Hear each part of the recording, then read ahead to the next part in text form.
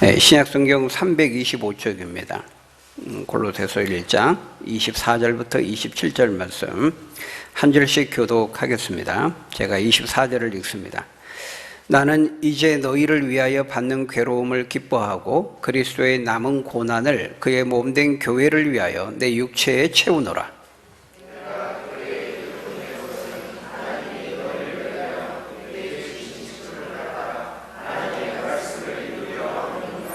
이 비밀은 만세와 만대로부터 감추어졌던 것인데 이제는 그의 성도들에게 나타났고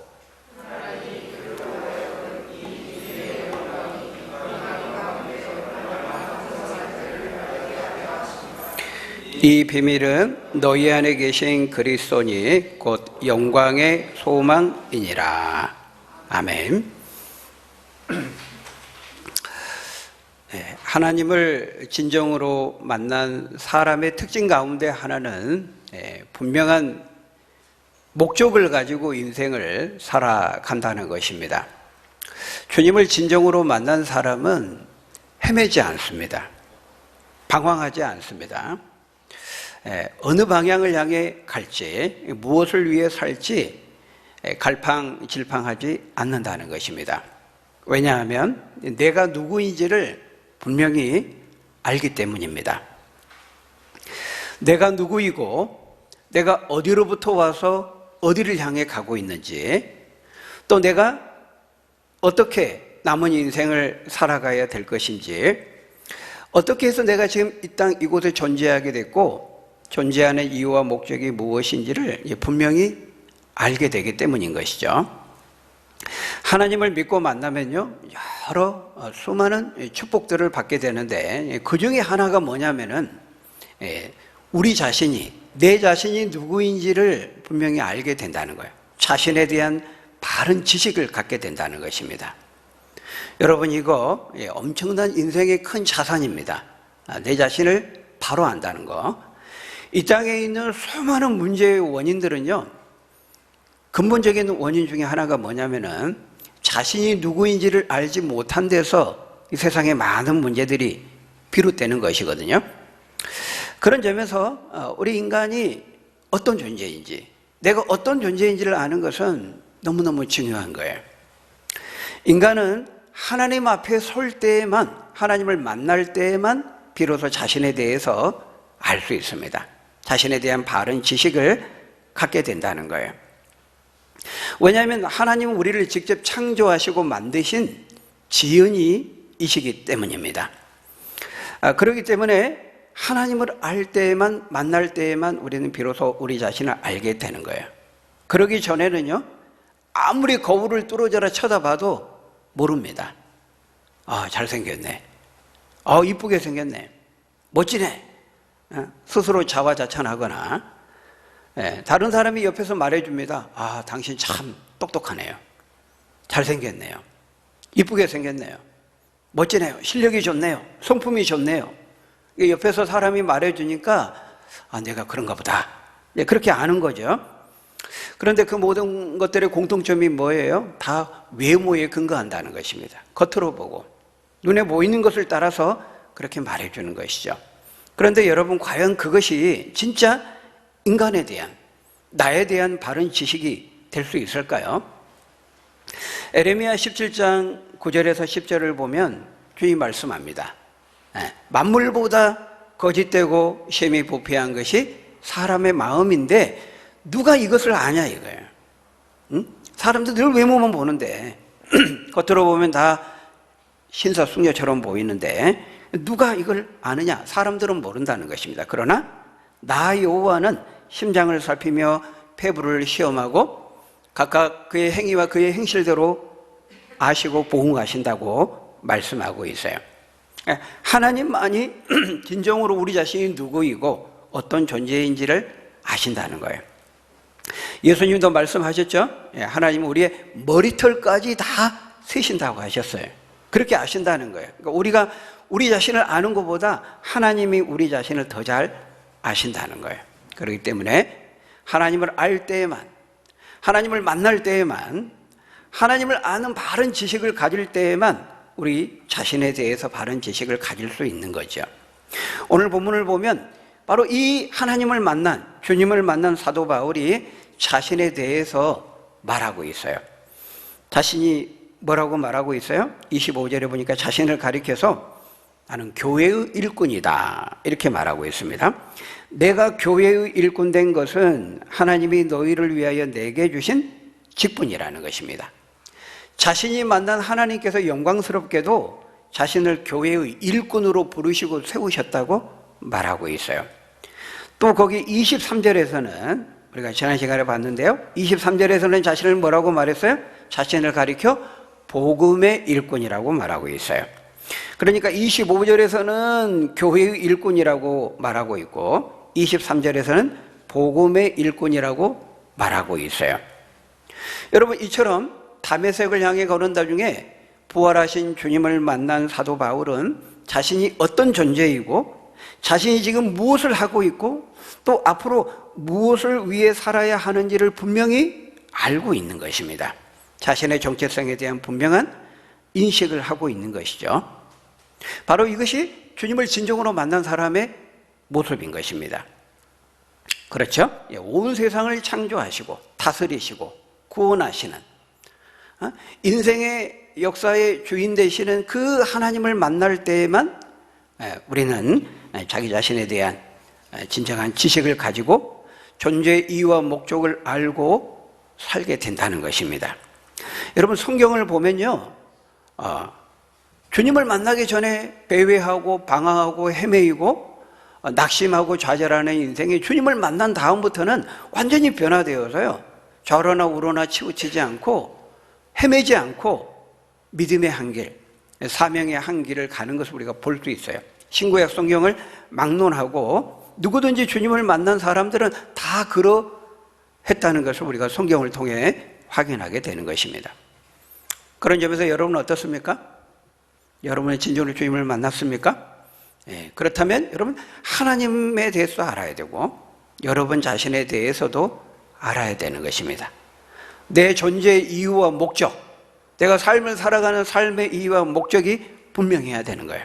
사도 바울은 자신을 교회의 일꾼이라고 말하고 복음의 일꾼이라고 말하고 있어요. 그 말은 나는 교회를 위해 살 것이고 교회를 섬기며 사역하며 살 것이고 그 교회를 위한 일꾼이라는 겁니다. 그리고 복음을 위해 자신이 살 것이라고 지금 고백하는 거예요. 내 삶의 존재의 이유와 목적을 분명히 말하고 있는 거예요. 여러분, 교회의 일꾼, 복음의 일꾼, 사실은 이제 같은 말입니다. 교회의 일꾼이 복음의 일꾼이고 복음의 일꾼이 되면 교회의 일꾼이 될 수밖에 없는 것입니다. 왜냐하면 교회와 복음은, 교회와 복음의 중심 되신 그리스도는 분리될 수 없기 때문이에요. 그리스도와 교회의 관계가 뭐라고요? 그리스도는 몸된 교회의 머리라 그랬잖아요. 교회는 몸이고 그리스도는 머리라는 거예요. 그렇기 때문에 바울이 교회의 일꾼이 된다는 것은 그리스도를 전하는 복음의 일꾼이 된다는 거예요. 그죠? 복음이 뭐예요? 복음의 중심 대신 그리스도를 전하는 거잖아요. 그렇기 때문에 교회의 일꾼이라는 것은 복음의 일꾼이고 복음의 일꾼이라는 것은 그리스도의 일꾼이 되는 것입니다. 그러니까 바울이 그리스도를 위해 내가 그리스도를 위한 일꾼이라는 것은 바로 교회를 위한 일꾼이 된다. 그것을 위해 살겠다. 이렇게 고백하고 있는 거예요. 여러분, 거기 25절에서 바울이 말합니다. 25절에 보면 내가 너희를 위하여, 즉 골로새 교회 너희를 위하여 일꾼이 되었다. 이렇게 말하고요. 24절에서도 나는 이제 너희를 위하여, 즉 골로새 교회 여러분들을 위하여 기꺼이 괴로움 받기를 기뻐하고 그리스도의 남은 고난을 그의 몸된 교회를 위하여 내 육체에 채웁니다. 그렇게 말하고 있어요. 골로새 교회 여러분들을 위해 일하고 섬기고 사역하고 봉사하는 것은 또 그러는 가운데 어려움과 괴로움을 겪을 수 있는데 그렇게 하는 것은 바로 그리스도를 위한 것이고 그리스도의 남은 고난을 채우는 것이라고 말하고 있다는 거예요. 골로새 교회 여러분들을 위한 일이고 그리스도를 위한 일이고 그리스도를 위한 일이고 골로새 교회 여러분들을 위한 일이라 이렇게 말하고 있어요. 그래서 여러분, 그리스도를 진짜 사랑하고 그리스도를 섬기기를 원하는 사람은요, 교회를 사랑하고 교회를 섬기는 모습으로 나타날 수밖에 없는 것입니다. 그래서 복음의 일꾼, 그리스도의 일꾼은 교회의 일꾼이 될 수밖에 없는 거예요. 예수 그리스도를 사랑하고 소중히 여기는 사람은 그분의 몸된 교회를 소중히 여기고 존귀히 여기는 삶의 모습으로 나타날 수밖에 없다는 것입니다. 예수 그리스도를 사랑한다고 하면서 교회를 사랑하지 않을 수 없고, 반대로 교회를 사랑하는 사람은 그리스도를 사랑하지 않을 수 없다는 거예요. 그리스도와 교회는 서로 분리될 수 없는 하나이기 때문에, 연합되어 있기 때문에, 머리와 몸의 관계로 연결되어 있기 때문에 그런 거예요. 그러니까 나는 그리스도를 사랑해요, 주님을 믿어요. 그런데 교회를 중요하게 여기지 않고 사랑하지 않고 섬기지 않고 세우지 않는다면 그건 모순되는 거예요. 그 고백은 진실될 수가 없어요. 그러니까 무교회주의자는 틀린 거예요. 나는 주님을 마음으로 믿지만 교회는 안 나가요, 공동체에 속하지는 않아요. 성경이 없는 믿음이에요. 그런 믿음은. 초대 교회 교부인 키프리아누스가 유명한 말을 했죠. 교회를 어머니로 모시지 않는 사람은 결코 하나님을 아버지로 모실 수 없다, 그렇게 말했습니다. 여러분 항상 이 사실을 기억하시기 바랍니다. 현실 교회 안에, 지상 교회 안에는 항상 연약함과 모자람과 허물과 부족함이 있을 수 있어요. 그래서 이제 그런 것 때문에 그런 모습을 보면 어때요? 우리도 참 실망하잖아요. 낙담할 때가 있어요. 교회를 보면서, 심지어 어떤 목사님을 보면서 우리가 낙담하고 실망할 수 있어요. 우리가 우리 자신의 모습을 보면서 때로 실망하지만 다른 사람의 성도의 모습을 보면서 우리가 실망하잖아요. 기대하라고도 안 했는데 자기 마음대로 기대해 놓고서는 기대가 큰 나머지 실망도 큰 겁니다. 근데 어쨌든 여러분, 다른 사람 때문에 내가 실망하고 상처를 받기도 하지만 동시에 나 때문에 다른 사람이 실망하고 상처를 받을 수 있다는 거예요. 그런 연약함이 우리 모두에게 다 있다는 거죠. 그럼에도 불구하고 하나님은 연약함과 부족함과 허물에 둘러싸여 있는 이 교회를, 이 지상교회를, 현실 교회를 한 번도 포기하신 적이 없다는 거예요. 이걸 기억해야 돼요. 허물과 연약함과 부족함에 둘러싸여 있는 교회일지라도 그 교회는 하나님 나라의 모형이고 하나님의 대한 공동체입니다. 그런 부족한 저와 여러분들을 위해서, 저와 여러분들을 사랑하시고 구원하시기 위해서 예수님을 보내시고 십자가에 죽게 하셨다는 거예요. 그래서 사도 바울 역시도 주님으로부터 받은 그 자격 없는 자신을 향한 주님의 사랑에 감사 감격해서 교회의 일꾼이 되고 복음의 일꾼이 된 거예요. 거기 24절에 보면요, 바울이 그리스도의 남은 고난을 그의 몸된 교회를 위해 내 육체에 채운다, 이렇게 말하잖아요. 여러분, 이 말은 그리스도의 십자가 고난이 뭔가 부족해서, 우리를 구원하기 위해 그 주님의 그리스도의 십자가 고난이 뭔가 부족해서 사도 바울이 그걸 보충하겠다, 그런 말이 아닙니다. 당연히 그런 말이 아니죠. 그리스도의 십자가 고난과 그 피 흘려 죽으심은 우리를 대속하고 우리를 구원하기에 조금도 부족함이 없는 완전한 고난이었고 완벽한 고난이었어요. 히브리서에서 말씀하고 있는 것처럼 once and for all, 최후에 단번에 완전히 드려진, 연락되어진 대속 제물이었죠. 부족함이 없었습니다. 여기서 지금 사도 바울이 그리스도의 남은 고난을 그의 몸된 교회를 위해서 내 육체에 내가 채운다, 이 말은 뭔가 주님의 십자가 고난에 부족함이 있다는 그런 말이 아니고, 주님의 몸된 교회를 섬기는 사역을 하다가 고난을 겪으면은 그것을 통해서 뭘 깨닫게 된다는 거예요? 나를 위해서 고난당하신 주님의 그리스도의 그 고난을, 그 사랑과 은혜를 더 온전히 실제적으로 깨닫게 된다는 거예요. 그 얘기를 하고 있는 겁니다. 여러분, 사도 바울이 고린도 교회 같은, 우리가 이미 살펴봤습니다마는 고린도 전서 후서를 통해서 봤죠. 참 형편없는 교회였거든요. 고린도 교회. 얼마나 바울에게 많은 눌림과 아픔과 상처를 안겨줬습니까? 그런데 그 고린도 교회 같은 성도들 가르치고 목양하고 사육하고 섬기면서 많은 괴로움을 당했지만 바울은 오히려 그것을 통해서 뭘 깨닫게 된 거예요? 바울 자신을 향한 주님의 그 십자가의 은혜와 사랑을 더 깊이 깨닫게 된 거예요. 왜냐하면 바울 자신도 그랬거든요. 바울 자신도 예수님 다메섹에서 부활하신 주님 만나기 전에는 형편없었던 교회의 대적자요, 원수요, 핍박자요, 회방자였거든요. 객관적으로 보면은 바울이 더하면 더했지 절대로 못하지는 않았다는 거예요. 그런데도 그런 형편없는 자신을 불쌍히 여기셔서 부활하신 주님이 친히 찾아오셨고 그를 용서해 주셨고 구원해 주셨고 나아가서 그를 사도로 세워주신 것입니다.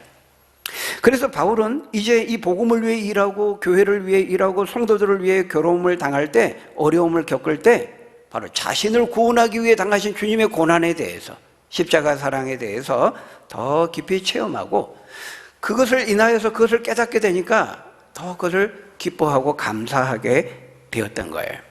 그 얘기를 하고 있는 겁니다. 그래서 거기 24절에 뭐라고 말합니까? 나는 이제 너희를 위하여 받는 괴로움을 기뻐한다. 왜? 주님도 나를 위해서 그 괴로움을 당하셨기 때문에. 여러분 어떻게 괴로움이 기쁠 수 있을까요? 뭐 바울이 세디스트도 아니고, 이거는 바울이 다른 곳에 그렇게 말했죠. 생명을 출산하는 상고의 고통이라고 말했어요. 아이를 낳을 때 너무 큰 고통과 괴로움을 겪지만은 막상 아이를 낳고 생명을 얻게 되면 어때요? 그 모든 것을 상쇄하는, 그것과 비교할 수 없는 그 기쁨과 영광과 환희를 얻게 되지 않습니까? 그래서 지금 바울이 그 얘기를 하고 있는 거예요. 복음의 일꾼으로, 교회의 일꾼으로 사는 삶에는 고난이 있을 수 있고 괴로움이 있을 수 있다는 거예요. 그렇지만 그것을 상쇄하는 더 큰 기쁨이 있는 것이죠. 주님의 은혜와 십자가의 은혜와 고난과 사랑을 깨닫는 그 기쁨이 있는 것입니다. 지금 바울이 복음의 일꾼이 되고 교회의 일꾼이 되고 사도로서 사역을 하다가 많은 괴로움이 있는 거거든요. 근데 바울이 뭐 사도가 되겠다고 해서 된 겁니까? 아니잖아요. 복음의 일꾼, 교회의 일꾼 바울이 되겠다고 해서 된 거예요? 아니잖아요. 하나님이 시키신 거거든요.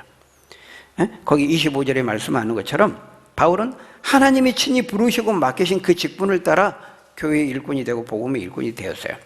하나님이 하라고 하셔서 한 건데 바울에게 뭐가 주어진 거예요? 괴로움과 고난이 주어진 겁니다. 24절에 그것을 말하고 있어요. 물론 복음의 일꾼, 하나님의 교회의 일꾼에게 주어진 것이 물론 괴로움과 고난만은 아니에요. 성경 다른 많은 곳에서 뭘 약속하고 있어요? 그 모든 것을 상쇄하는 신령한 기쁨, 하늘에 속한 그 영광스러운 축복을 말씀하고 있죠. 그리고 그것은 좋게 비교할 수 없다고 말했어요.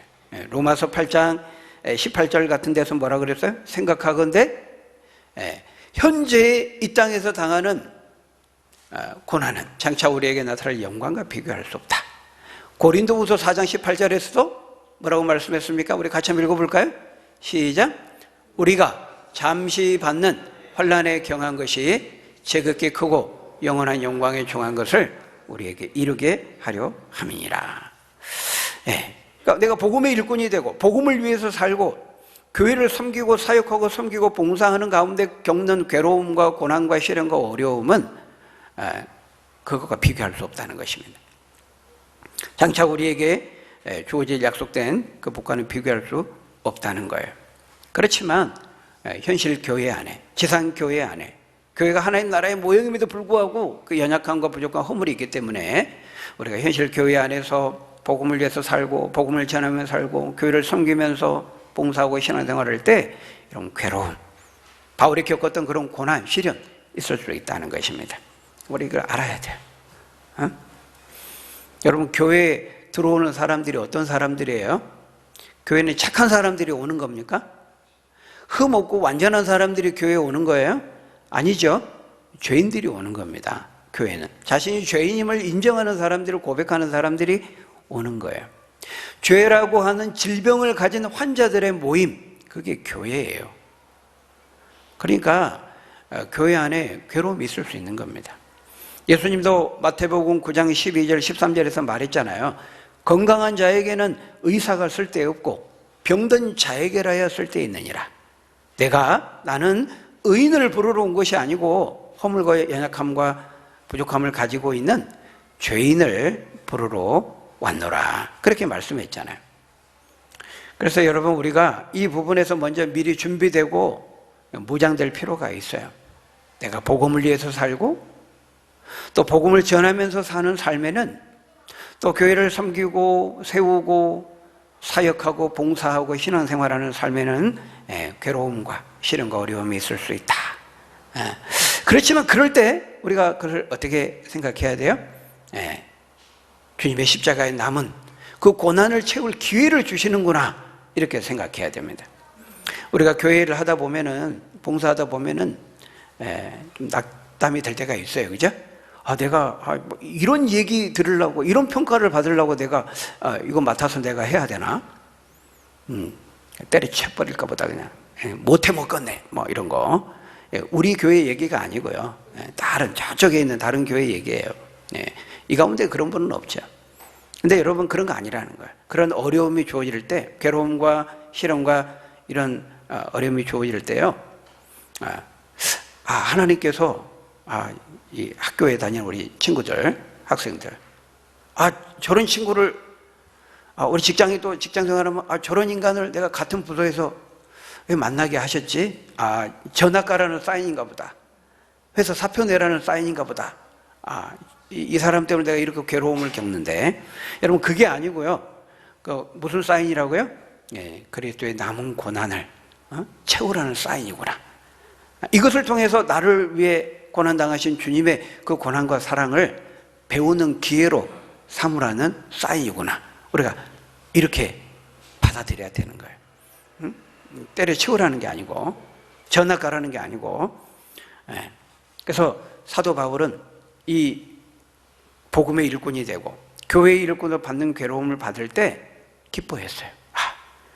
나를 향한 주님의 십자가 고난과 사랑을 새롭게 배우고 경험하고 체험하는 기회를 주시는 것이구나, 그렇게 생각했다는 거예요. 저 여러분들도 그렇게 받아들여서 그리스도의 남은 고난을 채우는 기회로 삼는 저와 여러분 되시기를 주의 이름으로 축원합니다. 여러분, 한 가지만 더 살펴보고 마치겠습니다. 복음의 일꾼으로서, 교회의 일꾼으로서 사도 바울이 해야 될 사명, 그것이 뭐라고 말하고 있습니까?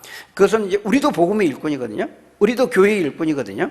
우리가 감당해야 될 사명이기도 한 거예요. 그게 뭡니까? 25절에 보니까요, 하나님의 말씀을 이루는 것이라고 말하고 있어요. 하나님의 말씀을 이루는 것. 교회의 일꾼, 복음의 일꾼으로서 바울이 자신이 해야 될 가장 중요한 사명 중에 하나로 놓았던 것이 뭐냐면 하나님의 말씀을 이루는 것이라고 지금 말하고 있어요. 여러분, 이 하나님 말씀을 이룬다, 이게 좀 번역이 썩 이렇게 우리 마음에 잘 와닿지 않는 것 같아요. 말씀을 이룬다, 성취한다, 뭐 그런 말인데요. 우리 이 개역 개정판에는 하나님 말씀을 이루려 함이라 그랬는데, 쉬운 성경 번역한 것을 보면 이렇게 되어 있어요. 쉬운 성경, 참 쉽게 되어 있습니다. 내가 교회의 일꾼으로 해야 될 일은 하나님의 말씀을 숨김없이 남김없이 여러분에게 전하는 것입니다. 여기 원어를 보면 플레로라는 단어가 사용되어 있거든요, 헬라어가. 근데 이 플레로라는 말은 충만하게, 충분하게, 남김없이, 그런 뜻이에요. 그러니까 충만하게 하나님의 말씀을 전하고 그 말씀대로 이루어지게 하는 것, 그것이 바울이 복음의 일꾼, 교회의 일꾼으로서 해야 될 가장 우선적인 사명이었다. 하나님의 말씀을 있는 그대로 플레로 충만하게 남김없이 전하는 거예요. 왜냐하면 하나님 말씀이 너무너무 중요하거든요. 여러분, 우리 기독교는요, 말씀드렸죠? 무슨 종교라고요? 물론 은혜의 종교, 우리 부활의 종교, 우리 기독교만의 특징적인 것을 말하라면 말할 수 있어요. 은혜의 종교, 우리 기독교만의 종교, 부활의 종교. 근데 그 중에 하나가 뭐냐면 기독교는요, 계시의 종교예요. 계시의 종교. 하나님께서 일방적으로 우리에게 내려주신 이 말씀, 모든 것이 말씀에 기반해 있는 종교예요. 이 성경 계시를 통해서만 알려지고 드러내어진 그 하나님에 대해서 우리는 알 수 있거든요. 계시의 종교, 하나님 말씀이 너무너무 중요해요. 우리가 교회사를 보면요, 이 하나님 말씀 때문에 순교하고 목숨을 걸고 이 하나님 말씀을 지키기 위해서, 그 진리를 보존하기 위해서, 그 말씀의 권위를 위해서 순교하고 생명을 바치고, 그래서 오늘 우리에게 이렇게 주어진 것을 우리가 알 수 있어요.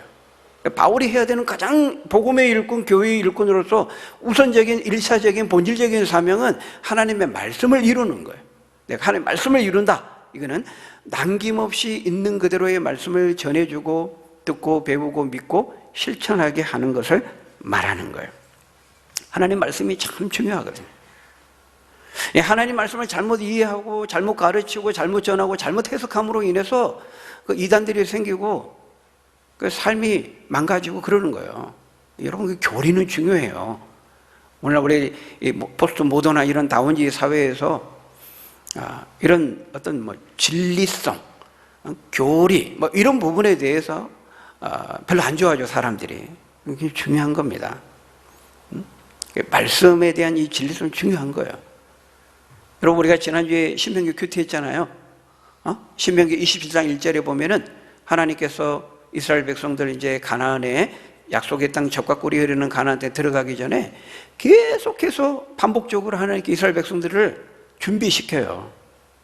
좋은 무기, 가나안 백성에서 싸워야 되는 7족속, 강성한 족속, 더 강한 족속 싸워야 되는데 뭘 준비시키냐면 좋은 무기, 싸움의 질 이런 걸 준비시키는 게 아니고 말씀으로 무장시켜요.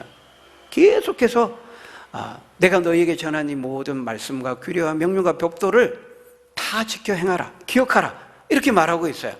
우리가 지난주 큐티에 봤죠? 여기 보니까 내가 너희에게 명하는 이 명령을 너희는 다 지킬지니라, 이렇게 말하고 있어요. 다 지키라는 거예요. 모든 말씀 플레로 다 충만하게 남김없이 완전하게 다 전하고 다 지키라는 거예요. 가감하지 말고 어떤 것을 임의로 더하거나 첨가하거나 빼지 말고 있는 그대로, 내가 내 마음대로 취사 선택하지 말고 주어진 말씀 그대로 다 플레로 남김없이 충만하게 다 전하고 믿고 받아들이고 아멘하고 실천 준행하라고 말씀하고 있어요. 왜? 하나님 말씀 너무 중요하거든요. 생명과도 같은 것이거든요. 이 말씀의 준비가 너무 중요하기 때문에요, 하나님은 우리가 신명기 보면은, 오늘도 우리 오후의 말씀에 또 보겠습니다만은, 아무튼 귀에 피가 나도록 계속 말씀하세요. 너희가 살 길은, 너희가 축복을 받을 길은 내 말을 듣고 그대로 실천 준행하는 것이다. 너희가 망하고 실패하는 길은 이 말씀을 무시하고 순종하지 불순종하는 길이다. 계속해서 말씀하잖아요. 나중에 이제 약속의 땅에 들어가면요, 하나님이 12지파를 6지파씩 나눠가지고 어떻게 하세요? 6지파는 그리심산으로 직접 이스라엘 백성 끌고 올라가게 만듭니다. 그리고 나머지 6지파는 어디로? 에발산으로 전부 끌고 올라가게 하세요. 그래서 거기서 일일이 하나님의 율법을 낭독하고, 낭독한 것에 대해서 백성들로 하여금 다 아멘, 일제히 아멘으로 응답하도록 시켜요. 일종의 퍼포먼스죠. 그러니까 말로도 계속 반복해서 말하지만 못 알아듣고, 심지어 이제 큰 돌에다가 말씀을 새기라 그랬거든요. 근데 큰 돌에다 세워서 말씀을 해도 잊어먹고, 그러니까 직접 그들에게 몸을 움직여서 산으로 데리고 가서 이제 산 교육을 시키는 거예요. 액션을 취해서 몸을 움직여서 산으로 데리고 올라가가지고 직접 몸으로 그 말씀의 중요성을 체득하게 하신 것이죠. 그러니까 퍼포먼스를 행하면서까지 하나님의 말씀을 전하고 계시는 것을 볼 수 있습니다. 그만큼 이 하나님의 말씀을 충분하게 남김없이 전하고 듣고 믿는 것이 중요한 거예요. 왜냐하면 우리가 진정으로 믿을 때에만 행할 수 있잖아요. 진정 믿을 때 우리는 행할 수 있는 겁니다. 근데 그 믿음이 어떻게 생긴다고요? 로마서 10장 17절에 믿음이 어떻게 생깁니까? 그러므로 믿음은 들음에서 나며, 우리 같이 읽어볼까요? 시작. 그러므로 믿음은 들음에서 나며 들음은 그리스도의 말씀으로 말미암았느니라. 여러분, 목사든 장로든 누구든요, 어떤 집사든 군사든 신앙생활 아무리 많이 했어도요, 하나님 말씀 안 들으면 믿음 떨어집니다. 누구도 마찬가지예요. 하나님 말씀 안 듣고 안 읽고 하나님 말씀 멀리 하면요, 믿음이 떨어져요.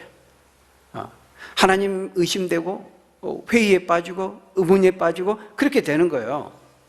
하나님 말씀을 읽고 들을 때에만 믿음은 생기는 겁니다. 성경이 이렇게 말씀하잖아요. 여러분, 오직 의인은 뭘로 살아요? 오직 의인은 믿음으로 말미암아 살리라 그랬잖아요. 하박국 2장 4절에서. 또 로마서 1장 16, 17절 말씀했잖아요. 오직 의인은 믿음으로 살고, 그 말은 우리 믿는 사람들은 뭘로 승부해야 돼요? 믿음으로 승부하는 거예요.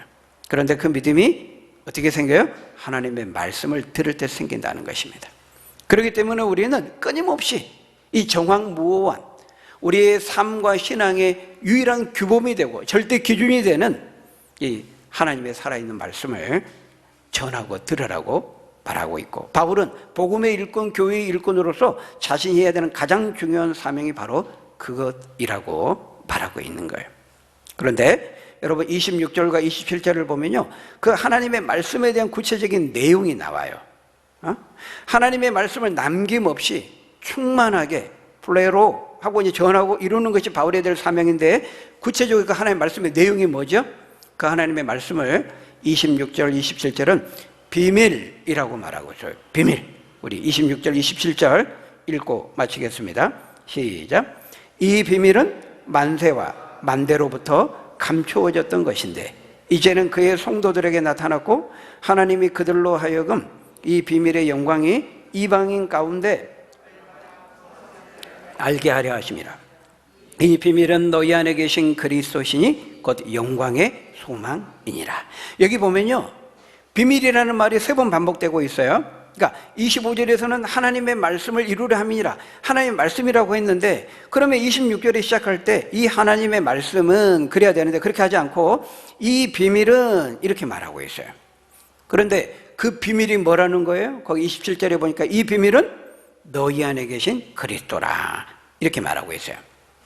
그러니까 결국 우리에게 계시로 주신 이 신구약 성경 전체가 다 하나님의 말씀이라면, 그 말씀을 통해서 우리가 찾아내야 되는 그 비밀, 밝혀내야 될 그 비밀,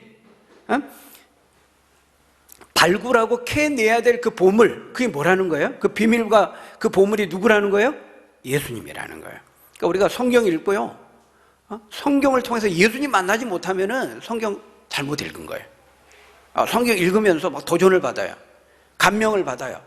왼손이 하는 일을 오른손이 모르게 하라. 황금열, 너희가 대접하는 대로 남을 대접하라. 이런 말씀 받고 막 감명을 받아요. 막 간디처럼. 근데 예수님을 못 만나. 예수님 믿지를 않아. 성경 잘못 읽는 거예요.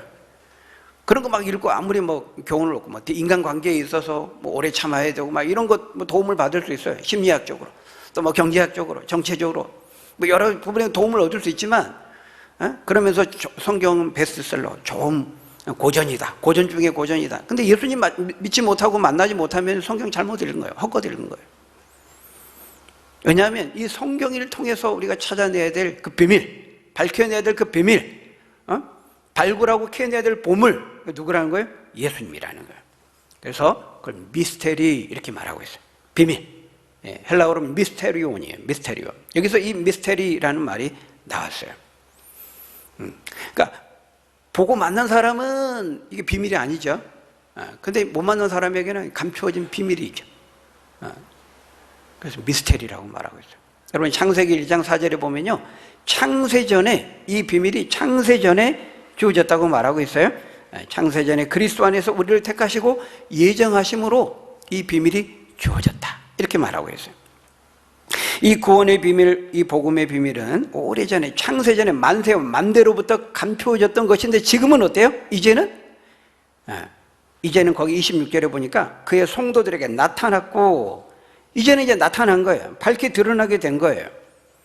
거기 26절에 보니까 이제는 그의 성도들에게 나타났고, 나아가 하나님께서 그들로 하여금, 여기 그들은 누굽니까? 먼저 이 비밀을 믿고 알게 된 자죠. 그 성도들을 통하여서 이 비밀의 영광이 얼마나 풍성한지를 온 세상 이방인들에게 전해서 알게 하셨다 이렇게 말하고 있어요.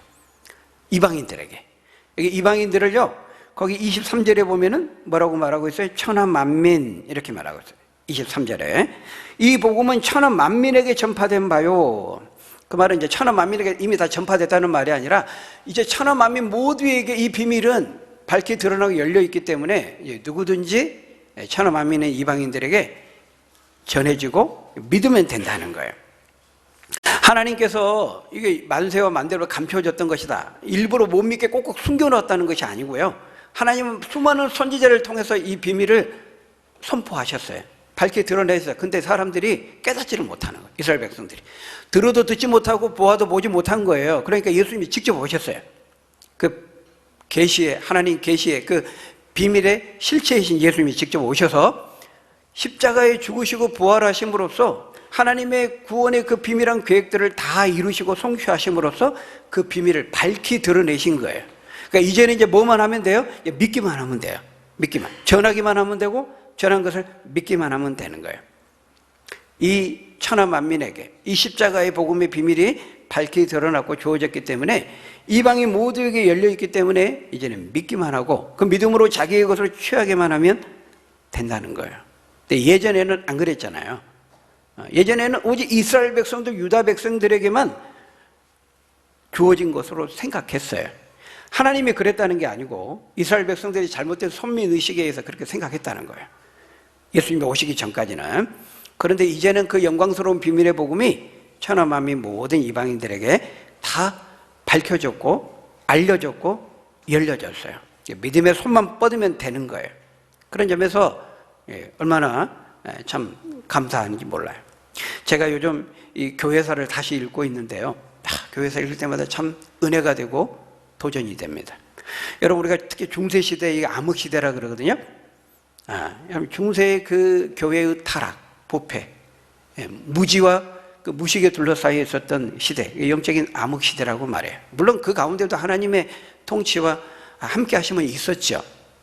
근데 여러분, 이 중세시대 때요, 일반 평신도들은 물론 성경도 없었지만 성경을 일반 평신도가 가지면 안 돼요. 불법이고 걸리면 죽습니다. 평신도가 성경을 소유해도 죽고 평신도가 성경을 읽어도 안 돼요. 읽고 해석하는 그 권한은 오직 독점적으로 사제와 신부에게만 있는 거예요. 교황에게만 있는 거예요. 그리고 그 성경도요, 라틴어 성경, 가장 그 상위 시대의 사람들만 통용되던 어려운 언어 라틴어로, 로마어 라틴어로 되어 있기 때문에요, 일반 성도들은 무슨 말인지를 모릅니다. 그래서 평신도에 성경이 없고 성경을 모르니까요, 성경이 무지하니까 신부들, 사제들이 엉터리로 설교를 해도 그게 맞는지 틀린지조차도 몰라요. 뭐 성경 있어야, 오늘 목사님 이거 설교했는데 집에 가가지고 목사님 맡기면 한다고 성경 이렇게 좀 찾아보고 뭐 검증이라도 할 수 있는데, 우리는 그죠? 지금은 딱 목사님 뭔 얘기하면 그래? 검색해 보잖아요. 확인을 해보잖아요. 근데 이때는 성경 자체가 없었어요. 본인이 가지면 안 돼. 그거 죽어요. 그리고 라틴어 외에 다른 언어, 뭐 프랑스어, 독일어, 뭐 영어 이런 걸 번역을 하면 죽습니다. 윌리엄 틴데일이 영어로 번역해서 죽었잖아요.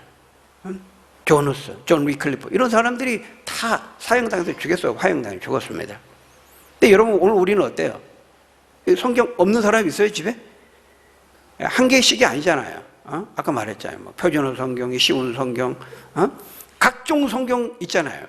그래서 주로 이제 먼지가 많이 쌓여 있죠. 그죠? 그런 걸 생각해 보면은 참 얼마나 감사한지 몰라. 누구든지 성경을 소유하고 누구든지 읽고 해석하고 깨닫고 전도하고 살아갈 수 있는 이런 시대에 우리가 지금 살고 있다는 거예요. 중세 시대에는 여러분, 이 면죄부만 돈 주고 사면요, 회개할 필요가 없는 거예요. 죄가 다 사해지는 거예요. 그게 면죄부예요. 큰 베드로 성당을 짓기 위해서, 십자군 원정 그 기금 마련하기 위해서 그렇게 거짓된 것을 가르치면서 사람들이 면죄부를 산 거예요.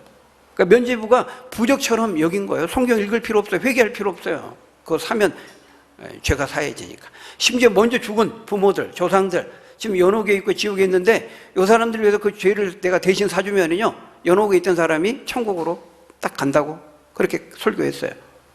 여러분이 면죄부를 사는 그 돈이 헌금함에 쨍그랑하는 순간 연옥에 있는 여러분의 가족이 천국으로 옮겨집니다. 가슴이 뛰죠. 내가 좀 어렵지만 내가 해가지고 우리 어머니, 우리 부모님 연옥이 천국으로 보내야 되겠다. 그런 생각을 다 가진 거예요. 맞는지 틀린지는 두 번째 치고, 그런 시대가 바로 종교개혁 시대, 중세 시대였다는 거예요. 그러다가 이제 나중에 성경으로 돌아가자고 하는 그 종교개혁이 일어나면서 인쇄술의 발달과 함께요, 성경이 보급된 거예요. 여러 언어로 번역이 되고, 수많은 사람들이 죽으면서 그럼에도 멈출 수 없었어요. 수많은 언어로 번역이 되고, 그 인쇄술의 발달과 더불어서 성도들이 성경을 접하게 되니까 그때부터 성경을 읽고 해석하고 변화되고 깨닫고 개혁되어지는 그런 역사가 일어나게 된 거예요. 여러분, 그러니까 수많은 그 종교 개혁자들, 사람들, 우리 개신교 신자들이 화형당하고 고난을 당하고 죽음을 당했던 거예요. 그런 결과로 오늘 우리가 이렇게 신앙의 자유를 누리면서 살게 된 것입니다. 마음껏 성경을 읽고 얼마나 감사한지 몰라요. 여러분, 우리도 오늘 본문에 있는 것이 우리도 이방인이었어요. 그죠? 유대인들을 혈통적인 이스라엘 기준으로 하면 우리도 다 이방인들입니다. 네, 이방인이 또 우리에게, 천하 만민에게 이렇게 이 비밀의 복음의 그 영광스러움을 알게 해주신 거예요. 선교사들을 보내가지고, 교회의 일꾼이요 복음의 일꾼인 그 선교사들을 우리에게 보내가지고 이 비밀의 영광을 우리에게 알려주고 깨닫게 하는, 우리가 믿게 된 겁니다. 얼마나 감사합니까? 이제 저와 여러분들이 해야 될 일이 있는 거예요. 복음의 일꾼, 교회의 일꾼이 되어서 이 비밀의 영광을 알지 못하는 사람들을 위한 그 괴로움을 우리가 기뻐하면서 바울처럼 그리스도의 남은 고난을 채우고 남김없이 충만하게 이 비밀한 복음의 영광을 알지 못하는 사람들에게 전해줄 수 있는 저와 여러분들이 다 되시기를 예수님의 이름으로 간절히 축원합니다. 기도하겠습니다. 아버지 하나님, 이 놀라운 비밀의 복음의 영광을 복음의 일꾼, 교회의 일꾼 된 사람들을 통해서 우리에게 알려주시고 전해주시니 감사합니다. 이 복음의 영광스러움을 먼저 안 자로서 알지 못한 사람들을 위해 우리가 복음을 전하다가 때로 괴로움을 당하고 고난과 시련을 겪지만 그 괴로움을 오히려 기뻐하고 바울처럼 나를 위해 고난당하신 주님의 그 고난과 사랑을 새롭게 경험하고 깨닫는 계기로 삼고 그리스도의 남은 고난을 우리가 채우면서 우리에게 준 이 영광스러운 복음을 내가 먼저 알고 접하고 믿고 알지 못하는 사람들에게 증거해 줄 수 있는 우리 모두가 될 수 있도록 축복해 주옵소서. 예수님 이름으로 기도하옵나이다. 아멘.